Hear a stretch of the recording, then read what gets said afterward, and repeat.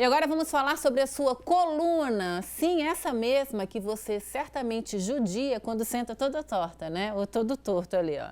Você já ouviu falar sobre a escoliose? Para conversar comigo sobre esse desvio na coluna, eu converso agora com o médico ortopedista, o doutor Eduardo Bondan. Boa tarde, doutor. Bem-vindo ao Ver Mais. Boa tarde, obrigado pelo convite. Obrigada a você. O que é a escoliose? A escoliose é uma alteração das curvaturas naturais da coluna.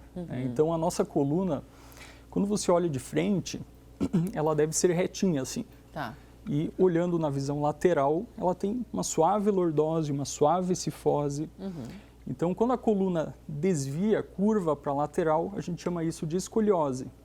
Né? Só que é interessante que quando as vértebras inclinam para o lado, elas também rodam, né? Isso acaba pressionando as costelas e provocando, às vezes, outras deformidades do tórax. Né? Inclusive, a gente estava vendo um estudo da Sociedade Brasileira mostrando que 15% da população tem escoliose.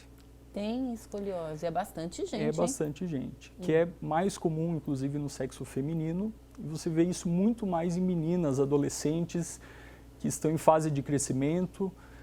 Né? E por que as mulheres são privilegiadas? Na verdade, do grego, né, a escolios, eles falam que seria um culto às curvaturas do corpo. Olha. Então, na verdade, as mulheres que teriam essas pequenas curvaturas seriam agraciadas. Agraciadas seria, é ótimo. Seria algo... O nome é bonito, né? Escoliose. Mas quais são as causas, então? Existem causas específicas? Sim, a escoliose, na verdade, a gente divide em vários tipos, né? Ela pode ser congênita, que é quando nasce já o bebê com uma malformação vertebral, e isso já vai progredindo, já vai evoluindo desde a primeira infância. Né? Agora você pode ter escoliose idiopática, né? Que é aquela que não tem uma causa. Essa é a mais frequente, né? Mais ou menos 80% das vezes é esse tipo, que é o da menina adolescente, que sem nenhum tipo de fator de risco, nada, durante o estirão do crescimento a coluna vai entortando cada vez mais. Tá? Não tem a ver com essa curvatura para frente, ela é aquela lateral. Isso, mas na verdade a escoliose, você pode ter um desvio lateral, ao mesmo tempo que tem uma cifoescoliose, uma lordoescoliose, desvio para frente, desvio para trás, rotações vertebrais. Inclusive quando você for, por exemplo, avaliar sua filha em casa, olhe ela de costas e se você notar que tem, por exemplo, um ombro mais elevado que o outro, uma escápula, que é esse osso aqui de trás mais saltado, ou uma assimetria na cintura, isso pode ser um indicativo de que ela esteja começando a desenvolver uma escoliose. Tá? Entendi. E claro, você pode ter outras escoliose, por exemplo, degenerativa no adulto ou idoso, que é aquela pessoa que começa a ter algum desgaste na coluna, e aí a coluna vai degenerando, às vezes, de forma assimétrica. Então, você começa a gastar mais um lado do que o outro do tronco e começa a desviar o corpo para aquele lado. E aí, o que acontece? Mais uma vez, pegando o modelo aqui, você pode ter, com esse desvio, compressão de algum dos nervos que irradiam para a perna, para o pé, fazendo a famosa dor ciática, né? Olha, que interessante. Até a dor, assim, não é comum na escoliose, né? Não é tão frequente. A maioria dos pacientes, eles são assintomáticos. Eles vivem uma vida normal, eles fazem suas atividades sem nenhum tipo de limitação, tá? Mas é importante, de qualquer forma, consultar com um médico especialista em coluna, porque se você reconhece de forma precoce, dá para fazer um trabalho no sentido de prevenção. Para não ter. Né? Aproveitando o gancho do ciático, né? Muita gente fala, estou com dor no ciático, estou com dor. Toda a dor, então, é proveniente de um problema na coluna? Não, o nervo ciático ele se forma na coluna, principalmente entre a quarta, quinta e a última vértebra, aquele L4, L5, S1, e geralmente ele é comprimido quando existe alguma hérnia de disco, que é quando rompe o disco e vaza, digamos, o conteúdo interno dele, comprimindo o nervo. Mas você pode ter uma compressão do nervo ciático fora da coluna. Existe síndrome do piriforme, Faraut síndrome, outras doenças mais raras que que comprometem o nervo. E quais são os sintomas físicos que a gente consegue ver ali, né, a olho nu da escoliose? Bom, a escoliose, o principal alteração que você nota é justamente isso. A pessoa começa a se inclinar o tronco para o lado ou começa a ter diferenças na altura dos ombros, na altura da cintura. Alguns têm associado também diferenças no comprimento dos membros inferiores. Olha. Muitas vezes lá da infância, desenvolver uma perna um pouquinho diferente da outra. Só que essa dismetria de membro, a maioria das vezes não chega a provocar repercussões na coluna. Entendi. Né? Só quando é uma diferença assim, muito significativa. Doutor, como é que é feito o tratamento da escoliose? O tratamento ele se baseia na progressão da deformidade. Então a gente avalia se essa curvatura ela vai evoluindo, vai piorando ao longo do tempo. E além disso avaliamos o grau da deformidade. Então escolioses, na verdade, desvios da coluna posturais, que estão relacionados ao uso da mochila, né, unilateral, a má postura, quando você chega em casa e se joga no sofá de uma forma errada. De qualquer jeito isso, ali. Essas têm uma resposta muito boa, inclusive com atividade física, com um educador físico, com um fisioterapeuta, enfim. E geralmente são curvas de até 10 graus. Não sei se dá para enxergar daí. Dá. Curvaturas de até 20 graus são consideradas leves e essas têm uma resposta melhor com atividade física, com fisioterapia, RPG, pilates, fisio específica, enfim. Curvas de 20 até 40 graus são consideradas moderadas e essas, principalmente em crianças que estão em fase de crescimento, se fazem a confecção de um colete específico para ajudar a parar a progressão. Dar uma maneirada ali. Isso, para estabilizar a curvatura. E curvas acima de 40 graus, especialmente aquelas acima de 50 graus, são curvas que quase que certo que vão progredir na vida adulta com o passar dos anos, tá? E essas tendem a comprometer a função pulmonar. Olha! Né?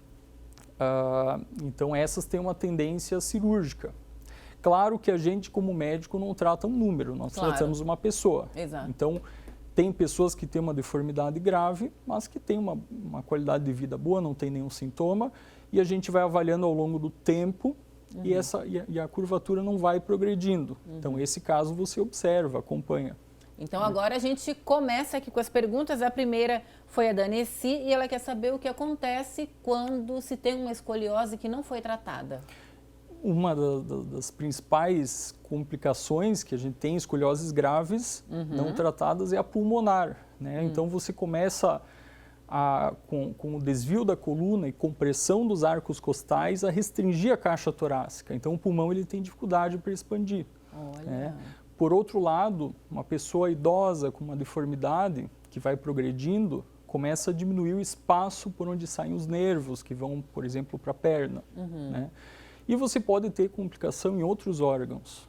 Também lembrar que uma pessoa que tem a escoliose, principalmente crianças, pensando mais até na congênita, que é aquela que desenvolve intraútero, né, por fatores genéticos e do desenvolvimento intraútero, podem ter outras malformações associadas. Então, ela tem um desvio na coluna, mas também tem uma malformação cardíaca, ou renal, que a gente vai investigar. Ir a um médico para investigar, né? Isso. Oi, Tata, sinto muitas dores nos ombros. É relacionado à coluna? Quem pergunta é a Marlene do Passos dos Fortes. Obrigada, Marlene. E aí?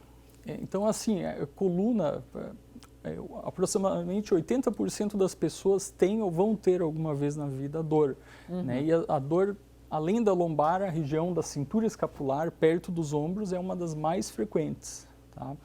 E na coluna cervical nós temos raízes que se formam que nervam o ombro.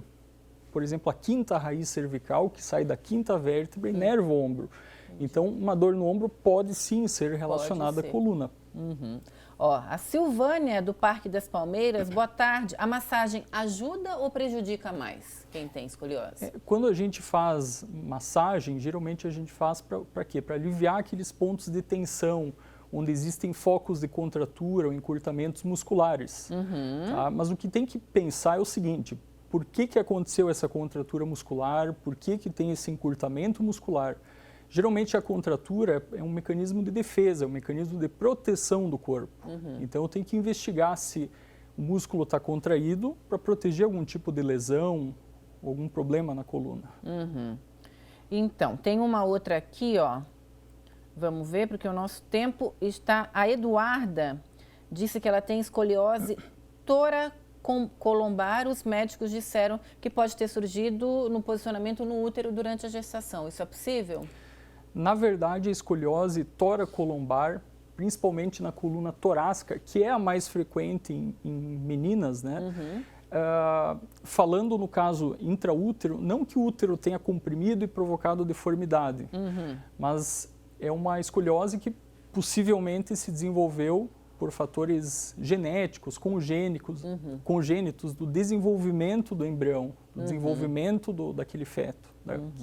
Então, entendi, Eduarda. Espero que a gente tenha respondido a tua pergunta. A Márcia, do Presidente Médici, quer saber. Boa tarde.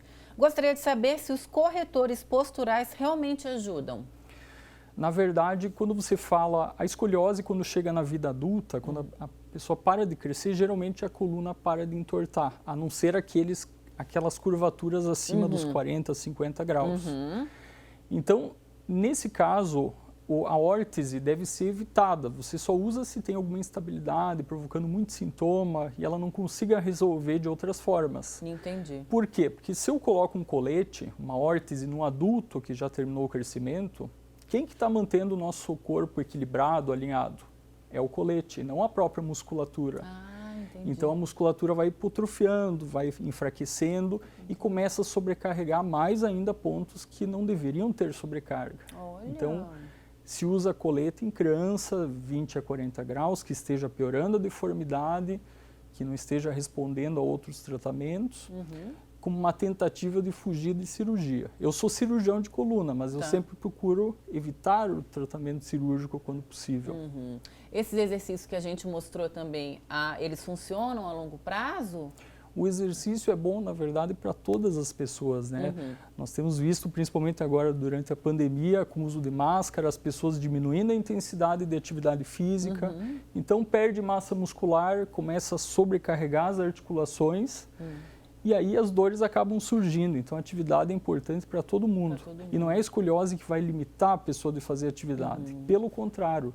A gente, como médico, incentiva que a pessoa faça exercícios. Às vezes eu passo alguma restrição, alguma coisa, mas no geral... Não quer dizer que não vai fazer, né? Isso.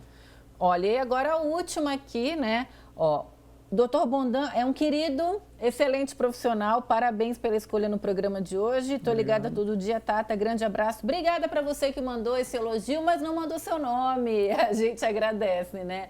Doutor, muito obrigada pela sua participação. A gente viu que tinha outras perguntas aqui relacionadas aí à hérnia de disco, mas a gente tentou responder a todas, né? Mas em breve eu prometo que a gente vai falar então sobre a hérnia de disco aqui. Já deixo o convite, tá? E caso queira se despedir, falar alguma coisa. Sim.